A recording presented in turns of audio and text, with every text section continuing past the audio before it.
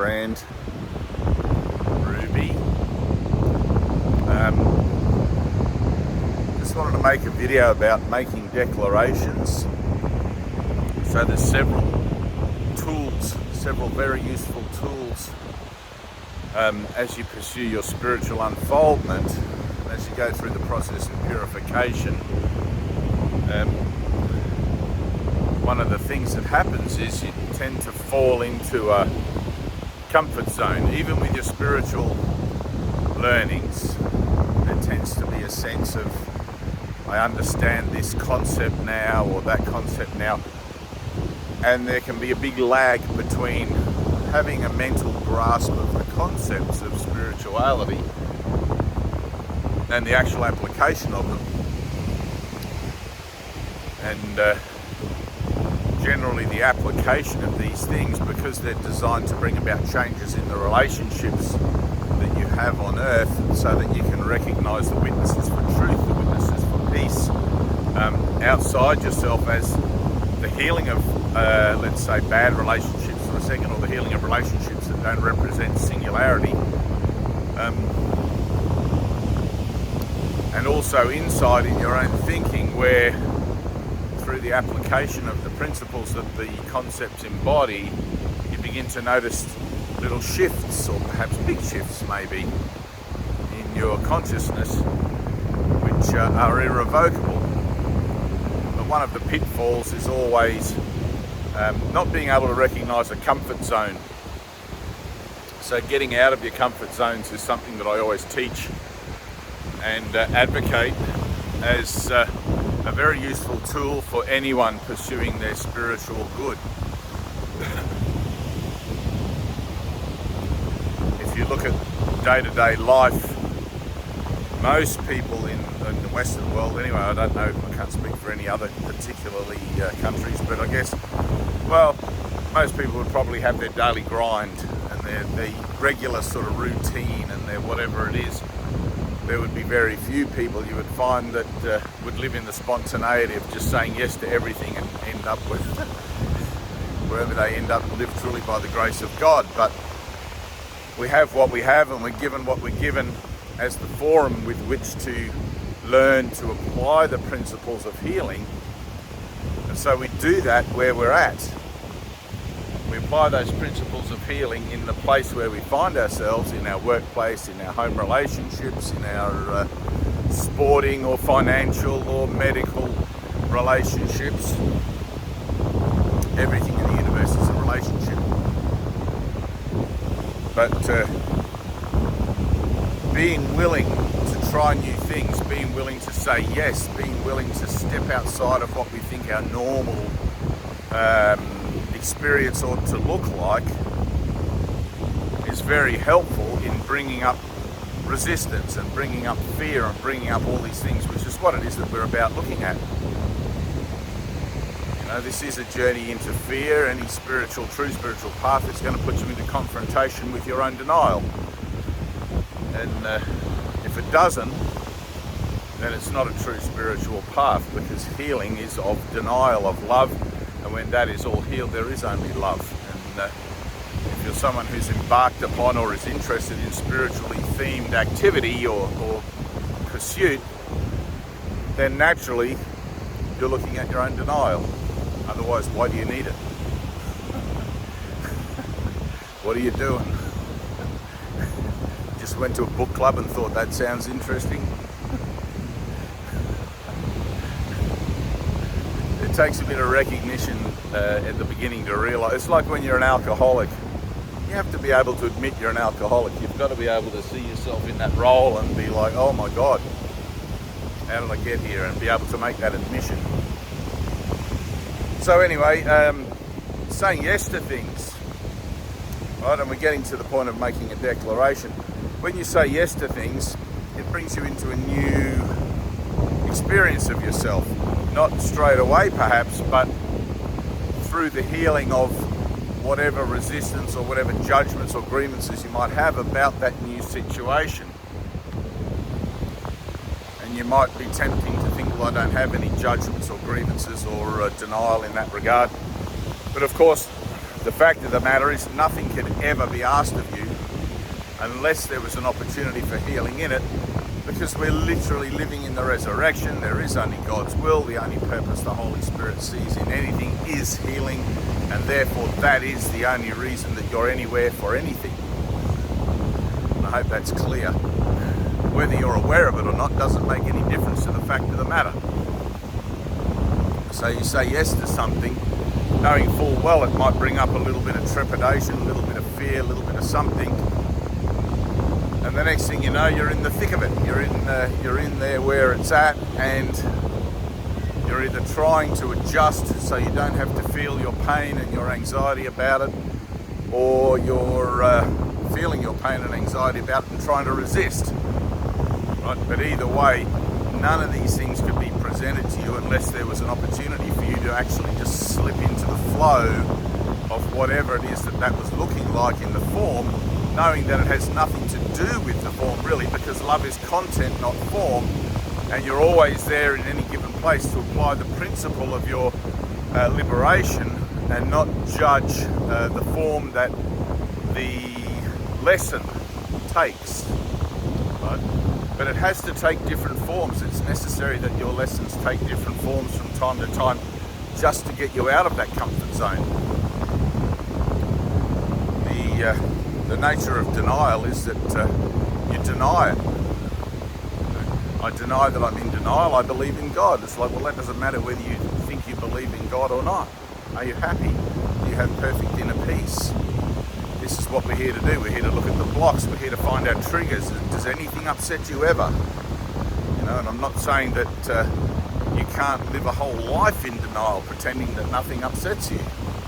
Some people are very good at pushing it down and keeping a lid on it, but of course no one can withstand the onslaught of constant pain and suffering and everything forever. Eventually you just you fall apart, and that's what happens. Midlife crisis, cancer, anything like that. It's always going to be pushing the buttons that are associated with the temporal self. The non-temporal idea of self, or the non-temporal true self, has no buttons to push. It's always perfectly calm, peaceful, and everything else. So I say yes to something and I get out of my comfort zone. And the other thing adjunct to that is that I need to realise that there is no point entering into a new experience of myself if I'm defended against it. If I have resistance, if I am trying to adjust, I need to be totally defenseless. I need to be totally open to be able to embrace whatever it is that reflects my denial in that moment.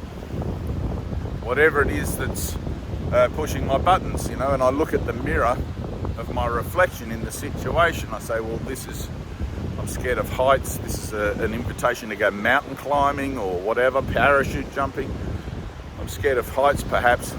You're not really scared of heights. Heights is just something you've projected your fear onto so that you can fail to see, or so that you can deny the recognition that you're afraid to love yourself. The world is the illusion. If love is everything, the only thing you can possibly ever be afraid of is love.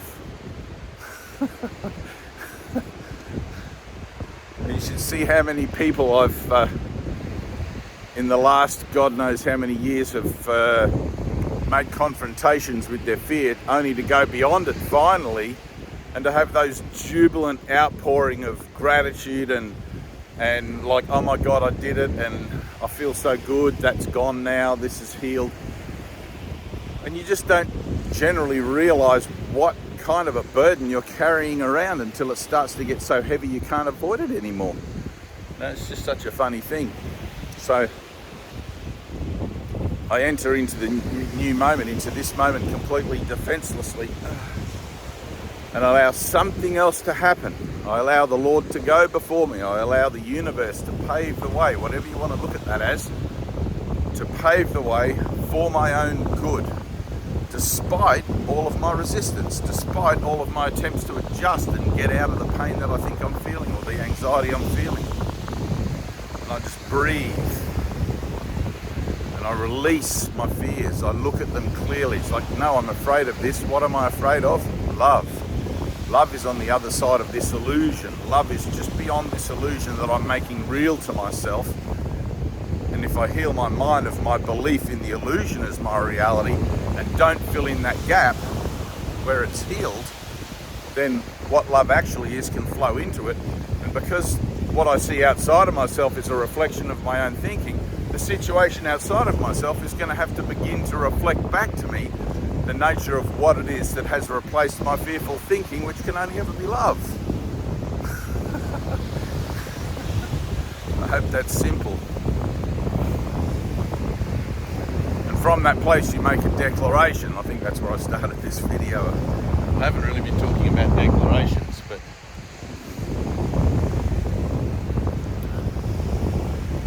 from that place you make a declaration. You can make a declaration anywhere, actually. In the moment you feel yourself confronted by the world, in the moment you feel yourself trapped, in the moment you feel like you're in a rut, you can declare yourself. And the nature of a declaration is this: there's no point in declaring who you are as you think you are, or believe that you are, as this temporal entity, this Dave, which is just my avatar for the experience I'm having here. But there's no point in representing that. I need to represent my truth, because my truth is not of the world. Ego and spirit can never meet. My truth is of the spirit and the world is of the ego. All form is of the ego. All form is illusory. To get out of the reincarnation cycle of the rebirth and death kind of manifesto of time and space, I need to pull a rabbit out of a hat from beyond it. I need to allow my faith and my belief and all of these things to become the overpowering, or the what would you call it? The overbearing, man, it's like you almost become zealous for it. Anyway, they become the guiding light through which you operate. And so you make your declaration: I am as God created me. I am a child of God. I am the spirit, not the flesh. I am whole. I am perfect. You're reflecting the truth. And then stay vigilant.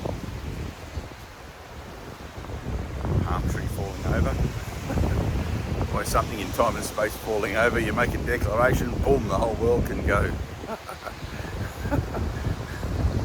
But then you stay vigilant. I make my declaration and I stand my ground. The next thing that happens, because I still seem to find myself beset by the imagery of time and space, I'm going to obviously encounter some kind of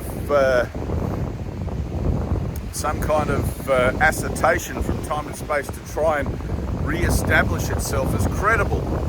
I've just declared that I'm not of this world. I've just declared that I'm perfect. I've just declared that I'm spirit. And now what happens? The world's like, whoa, you can't say that shit here. And tries to drag you back, sometimes very subtly and seductively, and sometimes brutally, tries to drag you back into its fold. And if you defend yourself against what comes back, right, because you're getting the results of your own thinking, if you defend yourself against what comes back, you've wasted your declaration and you've given power to the illusion. So, I've got a little boy out there floating. Someone's probably got some crab pots or something out there. And then, of course, you need forgiveness. It's like, oh, whoops, I defended myself. I tried to justify myself to the illusion, thus making the illusion real. What's the point of that? Just got to start all over again, make the illusion real. So I get out of my comfort zone. I say, yes, I find my fears. I forgive myself for those, and I have an experience of something that I don't want to corrupt, that I don't want to put my 2 cents worth in about, so that something else can happen in my relationships. That something else that happens shows me where I'm truly at.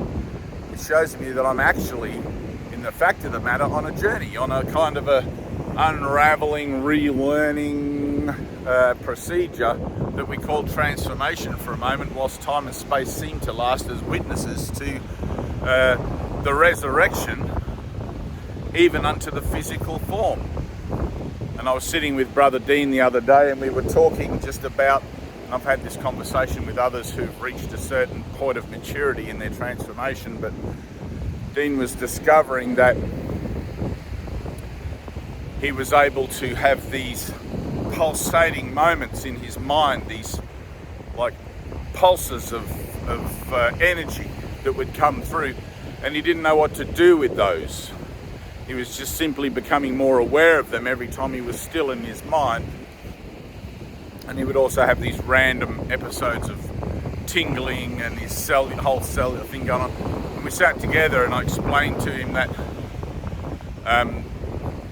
as you go through your process, you're going to make more and more contact with the limits of consciousness. More and more you'll feel like you're up against the edge of the illusion. It's like at first when you start off it seems very thick and oh my God, how am I ever going to do this? And then as you become more masterful and more aware and more awake and are able to maintain that awakened sort of perspective within the framework of the residue of your dream, the dream itself seems to become or seems to lose so much credibility that it's very hard to try and take it all seriously. And your mind begins to gravitate because it's seeking for reality, right? Your mind is always searching out reality to make contact with what it is. As it begins to recognize that this is not what it is, it begins to look elsewhere, and you being as the spirit being the decision-making mechanism of mind. I'm not sure if I got that bit right, but you can Google that in the Course in Miracles book. It's like that Christ mind in you begins to seek elsewhere, and because you are connected with all things, you begin to sense that seeking out of other realities, right, of higher frequencies. And I love the line in the Course where Jesus says the opposite of true reality is not unreality, it's another form of reality.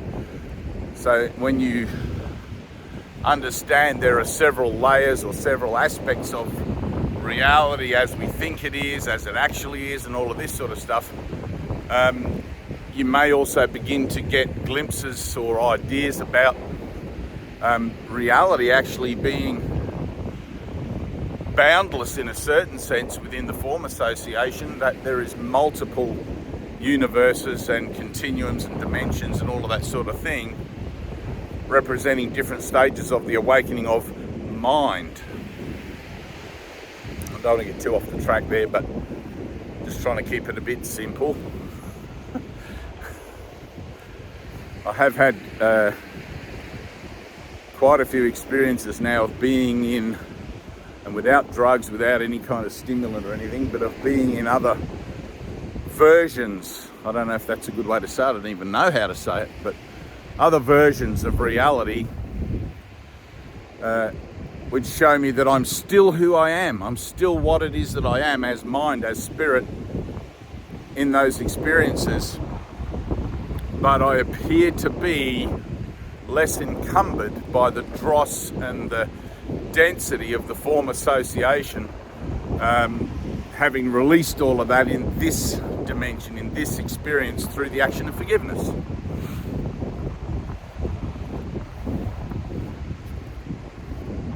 And I think that's probably about it. I don't know, I think I've covered all I never really know where it's going to go when I start a video and where it might end, but we're up to about 20 minutes.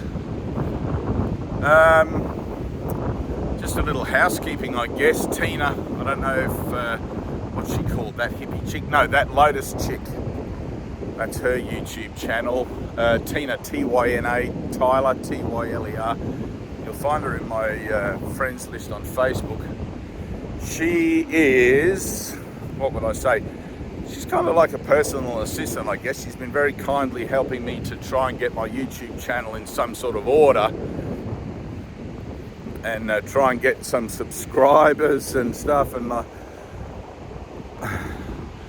don't really know how I feel about that. I haven't sat with it and had a certain view of it, but I don't really care. I mean, my thing is to get the message out. That's what I feel. It's like every declaration, like this video is my declaration. Every declaration I make sends a ripple throughout the universe that, man, I don't know, it's just miraculous, you know. It's like it just changes something in me, in the world. It's like that whole thing is what it's about. But in the interests of ideas are increased by sharing, I like the idea of, or how she put it to me, of subscribers and all that sort of thing.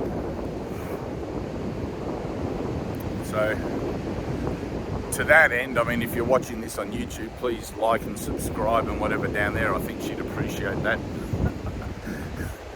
Personally, I like the anonymity, I guess. I'm reasonably anonymous, and that seems to be how I feel like I want to be. I don't feel like I really have any energy to be up on a stage or a pulpit or anything. I just like to walk on the beach and just speak my mind, and if someone else can find something useful in what I have to say, that's awesome. But ideas are increased by sharing, so if we can make these videos popularly anonymous or anonymously popular, that would be really cool. All right, well, I love you guys. Looks like the girls are having fun down there. They're swimming. Oh, excellent. All right, peace.